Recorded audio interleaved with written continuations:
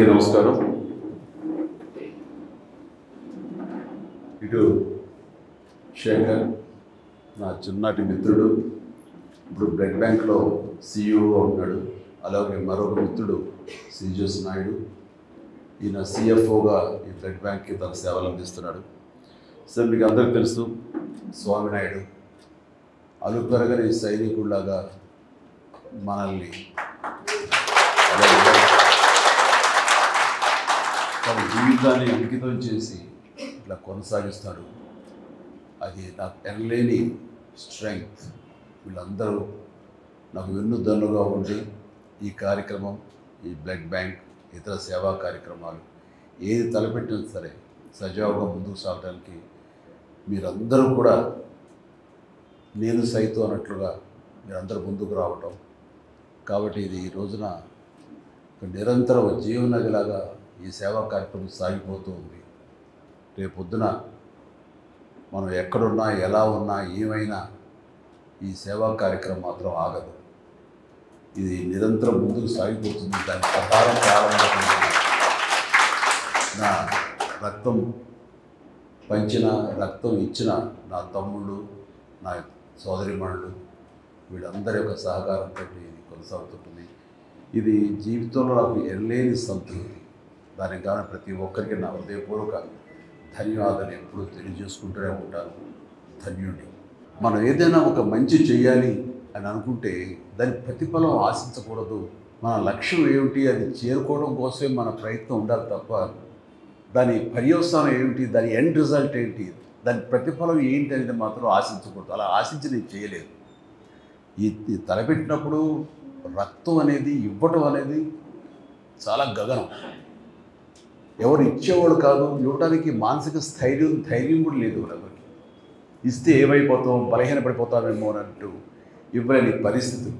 ఆ ఇచ్చేవాళ్ళు ఎవరైనా ఉంటే కనుక బ్లడ్ బ్యాంక్ వెళ్తే 4 డబ్బులు వస్తాయి అంటూ గట్టిగా పేదరికంలో ఉన్నవాళ్ళు, కూలీ నాలి చేసుకుంటున్న వాళ్ళు మాత్రమే బ్లడ్ బ్యాంక్, ఆయా బ్లడ్ బ్యాంక్స్ వాళ్ళు వాళ్ళకి తీసుకుని వచ్చి డబ్బులు ఆశ చూపించి ఆ బ్లడ్ని తీసుకునేవాళ్ళు. అంతే తప్ప నిజంగా ధారాళంగా ఈ రోజున మీరు అందరూ ఇస్తున్నట్లుగా అలా ఇచ్చే రోజులు కాదు. అలాంటి పరిస్థితుల్లో నేను ఎన్నోసార్లు చెప్పాను, కానీ మరొకసారి చెప్పుకోవాలనిపిస్తుంది. మనం రక్తం దొరకక, సమయానికి అందక ఎంతోమంది చనిపోతున్నారు. ఒక 2 బాటిల్స్ రక్తం దొరికితే కనుక ప్రాణాలు నిలబడేవి అని అన్ని పేపర్లో వచ్చినప్పుడు నాకు చాలా ఆశ్చర్యం వేసింది. అప్పుడు కూడా నాకు అవగాహన లేదు. నేను కూడా ఈ షూటింగ్ నిమిత్తం అలా ఉండి బిజీగా ఉండే ఆలోచనలో ఎప్పుడూ వాటి మొక్క దృష్టి సారించలేదు.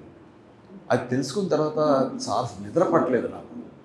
యాక్సిడెంట్స్ అయ్యి కానీ, డెలివరీ సమయంలో అధిక రక్తస్రావం జరిగి కానీ, తలసేమియా వ్యాధిగ్రస్తులు కానీ, లుకేమియా వ్యాధిగ్రస్తులు కానీ ప్లేట్లెట్స్ లేక చనిపోతున్నారంటే నాకు చాలా బాధ అనిపించి, మనకి ఎంతోమంది అభిమానులు ఉన్నారు. వీళ్ళందరూ తలుచుకుంటే కనుక ఇది ఒక దేదీప్యమానంగా ముందుకు సాగిపోతూ ఉంటుంది.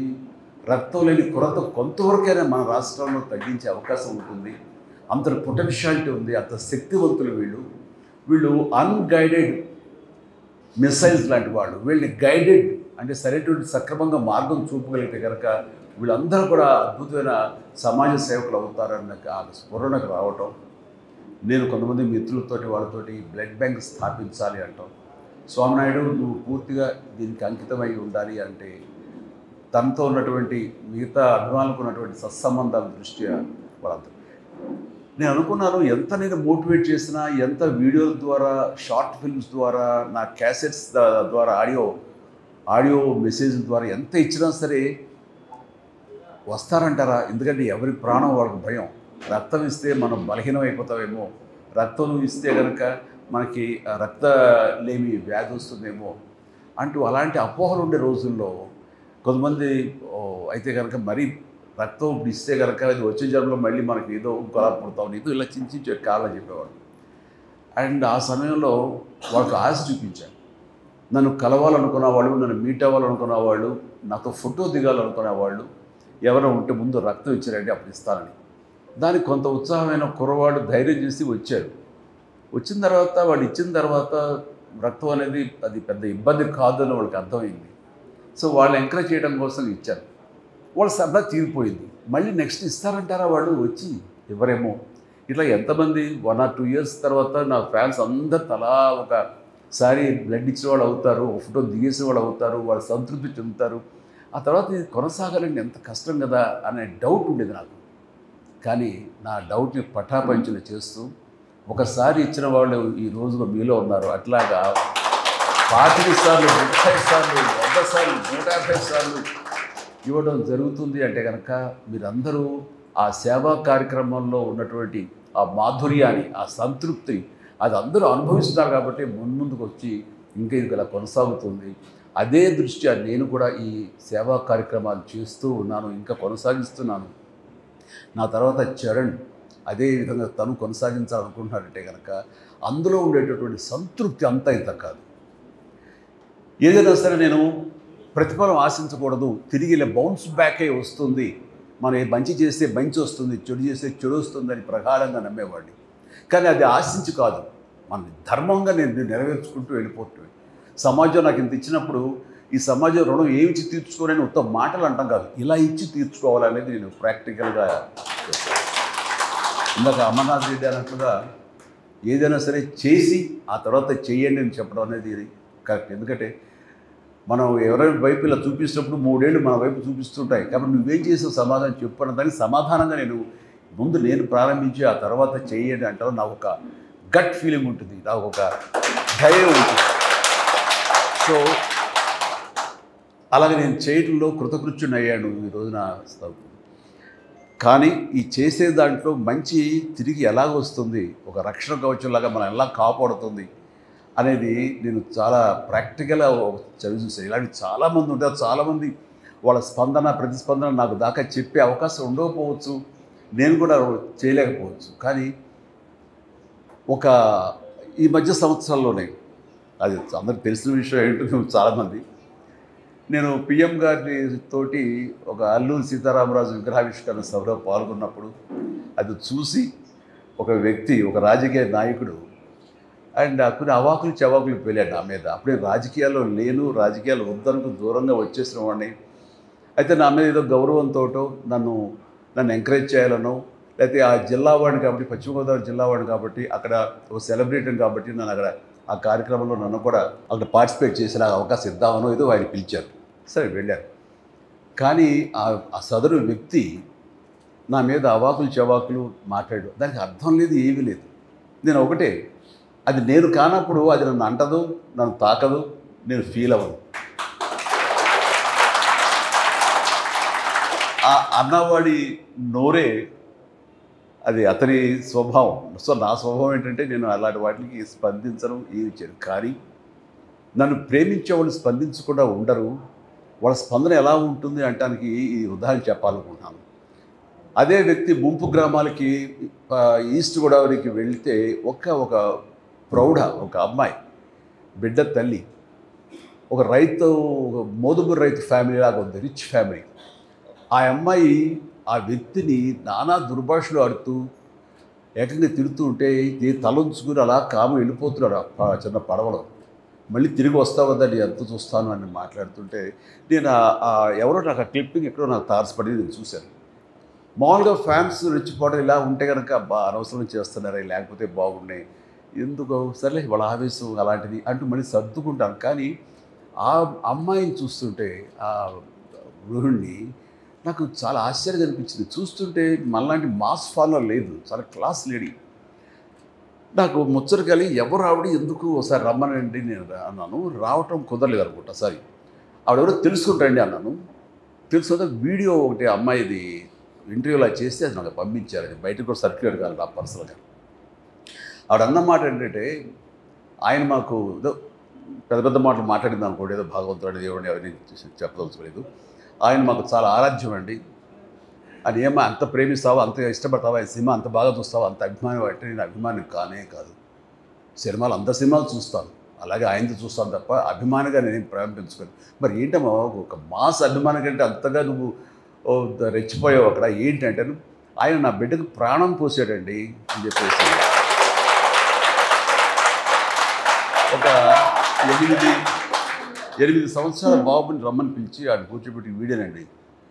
వీడికి డెంగ్యూ వచ్చి రక్తం దొరకక ప్లేట్లెట్స్ తనకి ఇవ్వాల్సిన సమయంలో ఇవ్వలేక తను ఇంకొక 48 అవర్స్ 2 రోజుల్లో కనుక ఇవ్వకపోతే చచ్చిపోతాడు, నీరసించిపోయి మంచానికి అతుక్కుపోయాడు. ఇది పరిస్థితి. అక్కడ రాజమండ్రి కానివ్వండి, కాకినాడ కానివ్వండి, ఏ ప్రాంతంలో ఏ ప్రభుత్వ ఆసుపత్రులు కూడా ఎక్కడ చూసారు బ్లడ్ దొరకని పరిస్థితి. చూస్తూ చూస్తూ బిడ్డ చచ్చిపోతున్నాడు. అదే ప్లేట్లెట్స్ ఉంటే కనుక బతుకుతాడు. ఎలాగని మేము అందరూ ఆలోచిస్తుంటే ఎవరో సలహా ఇచ్చారు, బ్లడ్ బ్యాంక్ ఫోన్ చేయమ్మా హైదరాబాద్కి, వాళ్ళు ఏదో మార్గం చెప్తారు వ్యవస్థ. ఎక్కడ హైదరాబాద్ అయ్యా, ఎక్కడిదయ్యా, ఎవరిస్తారు, ఏంటి, ఎలా రెస్పాండ్ అవుతారు, మాకు అందుబాటులో ఉంటారంటే ప్రయత్నం చేయమ్మా అన్నారు. ఇక్కడ ఫోన్ కాల్ రాగానే మన అద్భుతమైన స్టాఫ్, బాధ్యత గల మన స్టాఫ్ వెంటనే ఫోన్ అందుకుని సో స్వామినాయుడికి తెలియజేస్తే స్వామినాయుడు వెంటనే అక్కడ ఉన్నటువంటి మరి కొంతమంది ఫ్యాన్స్, మన ఫ్యాన్స్ ఎక్కడున్నా సరే వాళ్ళందరూ బ్లడ్ ఇక్కడ దాకా వచ్చి ఒక అవసరం లేదు, వాళ్ళందరూ గ్రూపులుగా ఏర్పడతారు. ఎవరికి ఏ గ్రూప్ బ్లడ్ కావాల్సి వస్తే వాళ్ళందరూ ముందుకు వచ్చి వాళ్ళు లైవ్లో బ్లీడింగ్ ఇవ్వడం జరుగుతూ ఉంటుంది. అట్లాగా రేర్ బ్లడ్ అయినా సరే ఆ కుర్రవాడిది 5-6 మంది కుర్రవాడు ముందుకు వచ్చి ఆయా హాస్పిటల్కి వెళ్ళి వాళ్ళు ఇవ్వడం జరిగింది. జరిగిన తర్వాత ఆ బిడ్డ బతికాడు, ప్లేట్లెట్స్ ఎక్కించడం బాగుంది. చెప్పండి అయ్యా, ఇప్పుడు నా బిడ్డ చేతితో చూస్తుండగా చనిపోయి బిడ్డని మళ్ళీ బతికి బట్టగట్టాడు, ఇది ఇలా తిరుగుతున్నాడంటే మరి ఆయన నాకు దేవుడుగా ఏమవుతాడు అన్నారు. ఆ మాట మరి ఎందుకు అంతే మరి ఏమిటి అలాంటి ఆయన అంటాడా అన్ని మాటలు, వాడి బుద్ధి జ్ఞానం ఉందా అంటూ ఆవిడేమో తిట్టేసింది, అయిపోయింది. అంటే మనం చేసిన పుణ్యం ఎక్కడికి పోదు, తిరిగి అది మనకి వెనకాల మనకి వస్తుంది. అందుకనే మీ అందరికి కూడా ఇలాంటి మంచి కార్యక్రమాలు మీరు చేయటం మూలంగా అది మీకు ఆశీస్సులు అయ్యి మీ బిడ్డల్ని, మీ తల్లిదండ్రులు, మీ ఇంటిని మీకు రక్షణగా ఉంటుంది. అందుకని ధర్మో రక్షిత రక్షత అంటారు. అట్లాగా మీరు మంచి పనులు చేస్తే అదే మంచి బౌన్స్ బ్యాక్ అయింది. ఇక్కడ శంకర్ మహంత్ గారు ఉన్నారు, మరి ఆయన సౌమ్యుడు, ఎంతో మంచి చేసి మంచి ఆలోచిస్తాడు, మంచిగా ఉండాలి, తన వంతుగా ఏదో సహాయ కార్యక్రమం చేస్తుండొచ్చు, ఆయన ఎన్నో పుణ్య కార్యక్రమం చేస్తుండొచ్చేమో. ఆయనకి సంబంధం లేకపోయినా సరే ఆ యొక్క ధర్మం అది ఆయన భార్యని కాపాడగా చేసింది తప్ప ఇందులో మా ఎవరి గొప్పతనం కాదు. అది ఆ విధి, ఈ ప్రకృతిని మీరు దేవుడు అంటారా, దేవత అంటారా, మరొకటి అంటారా తెలియదు. ఈ power of this magnetism, power of this energy ఎప్పుడు మంచి అయితే మంచిగానే, నెగిటివ్ అయితే నెగిటివ్గానే ఎప్పుడు బౌన్స్ బ్యాక్ అవుతుంది. కాబట్టి మంచిగా ఆలోచించండి, మంచి చేయండి, సేవా కార్యక్రమాలు చేయండి, 10 మంది ఆశీస్సులు తీసుకొని ఇలాగ మీరు మీ కార్యక్రమాలు కానీ మీ దినచర్య కానీ ఉంటే కనుక ఖచ్చితంగా మీకు ఎనలేని సంతృప్తి ఇస్తుంది. శాంతంగా ఉంటారు, మనస్ఫూర్తిగా హాయిగా నిద్రపోతారు. నేను చేసేది అదే. చాలామంది అంటారు, ఏంటి ఇప్పుడు కూడాను ఇంత వయసులో కూడా ఏంటి మీరు అంత ఇదిగా ఉంటారు, అంత యంగ్ లుక్గా ఉంటారు. అది దీన్ని ప్రత్యేకించి ఎవరు చేసి కాదు, ఇది మనసు ప్రశాంతంగా పెట్టుకుంటాను. ఎవరు ఎన్ని రకాలుగా నన్ను ఆడిపోసుకున్నా, దుర్భాషలు ఆడినా, లేకపోతే అకారణంగా నన్ను ఏమైనా అన్నా సరే నేను పెద్ద రియాక్ట్ అవ్వను. అదే స్థితప్రజ్ఞ అంటే స్థితప్రజ్ఞ అనే పెద్ద మాటలు వాడను, కానీ అది నాకు తగలవు. అది నేను కాదు కాబట్టి నేను దాన్ని ఓన్ చేసుకోకపోతే కనుక వాళ్ళ మాట నన్ను బాధించవు. అందుకని ఎప్పుడు మనసు ప్రశాంతంగా ఉంచుకుంటాను, హాయిగా నిద్రపోతాను, నాకు పని ఉంటే కష్టపడి పని చేస్తాను ఏ రోజుకి, అంతే తప్ప మరొకటి కాదు. అండ్ ఇంత ధైర్యంగా ఈ సేవా కార్యక్రమాలు కొనసాగుతూ ఉన్నానంటే అది మీరందరి సహాయ సహకారాలే. ఆ వ్యక్తి, ఆ గృహిణి ఆ మాట అన్న తర్వాత నేను కాదమ్మా, ఎవరైతే కనుక బ్లడ్ డొనేట్ చేస్తున్నారో వాళ్ళు ఆ రక్తదాతలు నిజమైన దేవుళ్ళు, వాళ్ళు ప్రాణప్రదాతలు అని చెప్పి అదంతా కలిపి మీకే ఇస్తున్నాను, అది మీ పుణ్యం, అది నేను సంధానకర్త, నేను ఒక వెపన్ అంతే, మధ్యలో ఒక ఆలంబన అంతే తప్ప దీని పూర్తి బాధ్యత, పూర్తి పుణ్యం, పూర్తి సంతృప్తి అంతా మీది. ఓకే, ఒక మంచి కార్యక్రమం మీతో చేయించగలుగుతున్నాను అన్న సంతృప్తి నేను ప్రతి దినం నేను ఫీల్ అవుతుంటాను. అండ్ ఈ కార్యక్రమానికి ప్రత్యేకించి మనం ఇలా మంచి పనులు చేస్తుంటే నా స్నేహితులు ఇద్దరు సిటీఓగాను, ఈయన ఒక చార్టెడ్ అకౌంటెంట్గా ఉండి తన స్కూల్స్ ఉండి ఆయన ఎడ్యుకేషనిస్ట్గా ఉంటూ ఇప్పుడు ఈ కార్యక్రమం చేస్తుంటే మాకు ఏదో జీవితకాలం అంతా ఏదో ఒక ఇలాంటి కార్యక్రమాలతో చేసుకుంటూ వచ్చాం, కానీ ఒక సంతృప్తి అనేది తెలియదు. నేను చెప్పాక సంతృప్తి, ఆ సంతృప్తి కోసం మేము పరితపిస్తున్నాం, ఏం చేయాలో తెలియట్లేదు. ఇక్కడ ఏదైనా ఒక పని ఉంటే చేస్తాం మాకు అని అన్నాను. ఇప్పుడు మీరు చాలా పెద్ద పెద్దోళ్ళు అయ్యా, ఇప్పుడు మిమ్మల్ని పోషించేంత శక్తి బ్లడ్ బ్యాంకు లేదు, మీరందరూ లక్షల్లో సంపాదించుకున్న వాళ్ళు, అది ఏదంటే చిచ్చి డబ్బు ప్రసక్తి కాదు, మేము సంపాదించుకున్న మాకు చాలు, ఇక్కడ ఉండి ఫ్రీ సర్వీస్ ఆనరీ జాబ్ ఏదో ఒకటి ఇస్తే కనుక ఫ్రీ సర్వీస్ చేస్తామంటూ శేఖర్ కానీ, స్వామినాయుడు కానీ, మన స్వామి నాయుడు కానీ వీళ్ళందరూ ఉన్నారు. అంటే ఇది ఈ పుణ్యంలో మా వంతు కూడా మేము సైతం అంటే వాళ్ళు ముందుకు వచ్చారు. వీళ్ళందరినీ మీ సభాముఖంగా నేను మనస్ఫూర్తిగా అభినందిస్తున్నాను. సో ఈ రోజున మీరు అందరూ వచ్చారంటే ఏం ఆశించి వచ్చి ఉంటారు? వీళ్ళలాగానే ఇందులో కూడా మనం పార్టిసిపేట్ చేయాలి. మన ఆప్త అమెరికన్ ప్రోగ్రెసివ్ తెలుగు అసోసియేషన్ ఆ సంస్థ వాడు 3 రోజులుగా సదస్సు నిర్వహించారు. అందులో లాస్ట్లో నేను వెళ్ళటం జరిగింది. వాళ్ళందరూ కూడా నేను అదే వాళ్ళకి చెప్పేది, వాళ్ళల్లో ప్రత్యేకించి నేను సినిమా యాక్టర్గా ఉన్నవాడిని, కొద్ది కాలం పాటు పొలిటికల్గా ఉన్నా సరే కార్పొరేట్ సంబంధించినటువంటి ఆ యంగ్ ఎంటర్ప్రినర్స్ సంబంధించినటువంటి సదస్సులో నేను ఏం మాట్లాడగలను? ఎంటర్ప్రినర్షిప్ కానీ కార్పొరేటివ్ అని అంటే వీటికి సరైన స్పెల్లింగ్ కూడా తెలియదు నాకు. నేను పూర్తిగా వ్యాపారాలు కానీ వీటికి కానీ చాలా దూరంగా ఉంటాను. కానీ నన్ను పిలిచారు కరెక్టేనా అని అన్నప్పుడు నేను వాళ్ళ దగ్గరికి వెళ్ళినప్పుడు ఒకటే మాట్లాడాను. నాకు ఇందాక వస్తూ గూగుల్ చేశాను, ఏంటి యంగ్ ఎంటర్ప్రినర్షిప్ అంటే ఏంటి, లక్షణాలు ఏంటి, ఎలాగా అనే దాని మీద తీసుకుంటే కొన్ని పాయింట్స్ ఉన్నాయి. అండ్ ఒక లక్ష్యం ఉండాలి మనకి, దాన్ని సాధించడానికి పర్సివరెన్స్ ఉండాలి, నిరంతర కృషి ఉండాలి, అండ్ డిటర్మినేషన్ ఉండాలి, పట్టుదల ఉండాలి. మనం ఒక్కోసారి ఓటమి పొందినా సరే అది ఏమాత్రం వెనకంజ వేయకూడదు. అండ్ మీరు తయారు చేసే కమ్యూనిటీ ఆల్రెడీ మార్కెట్లో ఉంది కదా, మనం ఏంటి కొత్తగా ఇవ్వగలం, ఏంటి కొత్తగా చేయగలం, ఏ డిసప్పాయింట్మెంట్ ఉండకూడదు, నీ ప్రోడక్ట్ మీద నీకు నమ్మకం ఉండాలి, బలమైన నమ్మకం ఉండాలి అంటూ ఇలా కొన్ని పాయింట్లు అనుకుంటే వాటి మీద ఏది మాట్లాడదాం అనుకుంటుండగా నాకు అనిపించింది, ఇవన్నీ నేను ఆచరించినవే కదా. ఈ రోజున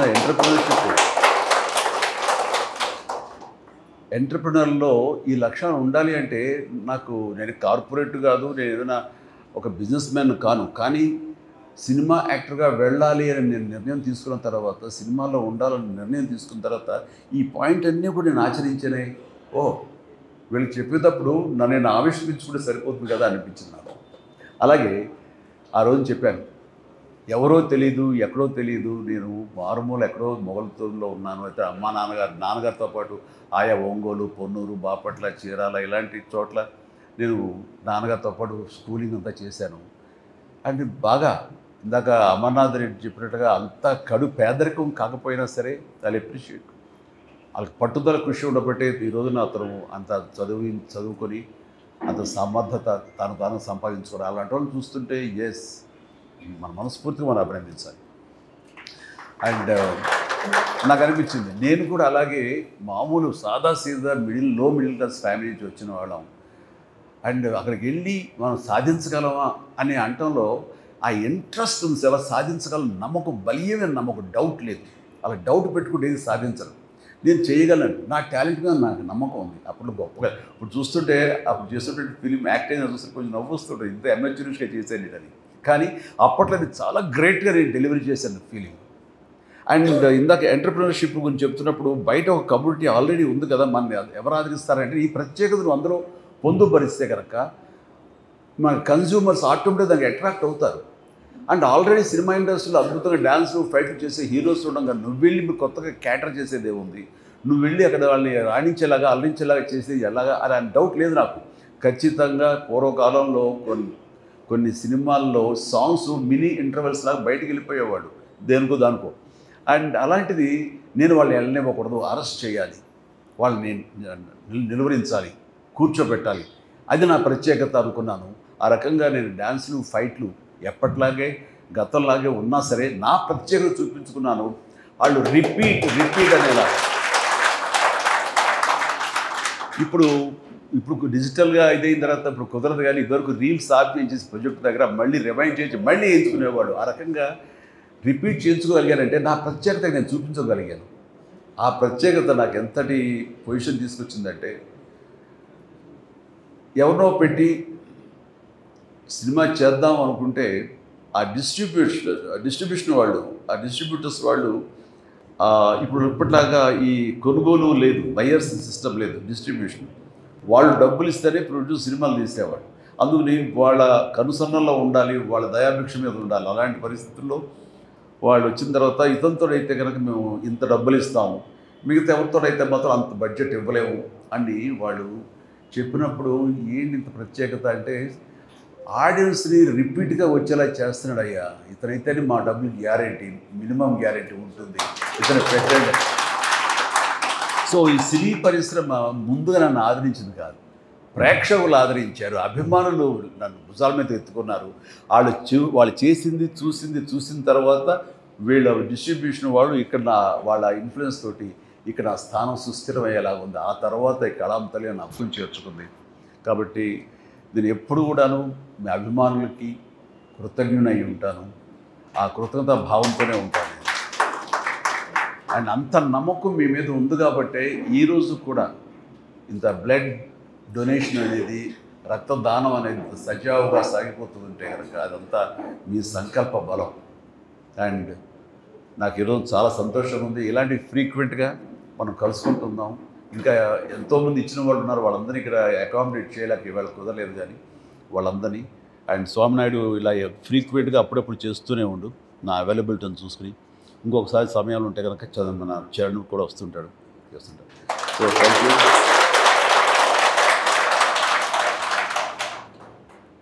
ఇలాగా